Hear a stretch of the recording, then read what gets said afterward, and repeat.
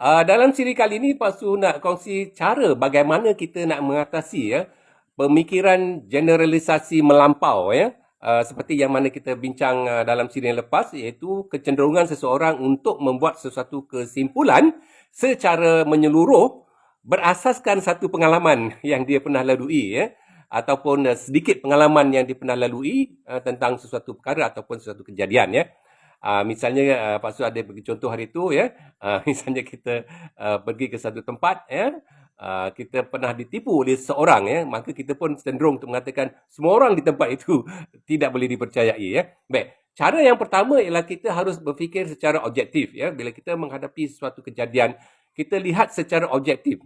Secara objektif ni maksudnya kita nilai setiap kejadian atau perkara yang berlaku pada kita dalam konteksnya Kalau katakan kita ada masalah dengan X lah kita tidak perlu babitkan orang lain itu maksudnya kita nilai X. Mungkin X ni yalah, dia pun manusia juga, dia ada kelemahan-kelemahan tertentu kebetulan kita yang terkena jadi kita lihat X lah yang menipu kita, tidak melibatkan orang lain. Yang kedua, kita cari bukti adakah semua orang di tempat itu menipu kita?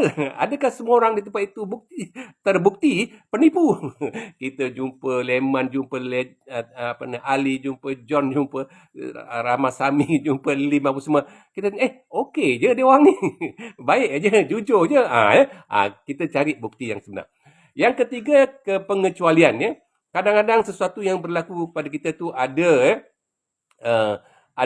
pengecualiannya Maksudnya kalau kita ada 10 orang kawan yang kita dah biasa bersahabat dengan mereka mungkin semua mereka ni baik-baik semua kecuali kecuali si Anu tu lah mungkin atas sebab-sebab kelemahan diri dia Baik, yang keempat kita juga boleh menggunakan minda rasional melatih diri kita untuk sentiasa menggunakan minda rasional. Sebab kita ada dua minda satu minda rasional, satu minda emosional Jadi orang yang suka membuat pemikiran generalisasi melampau ni ada kecenderungan ada kecenderungan untuk berfikir secara emosional kerana sesuatu yang berlaku, yang pahit yang berlaku pada dia tu selalunya akan menyentuh perasaan dia, emosi dia. Misalkan dia marah ke, dia kecewa ke, dia geram ke. Mana ada kecenderungan emosional. Jadi kita balik kepada pemikiran rasional. Di mana pemikiran rasional ini mengutamakan fakta, bukti-bukti.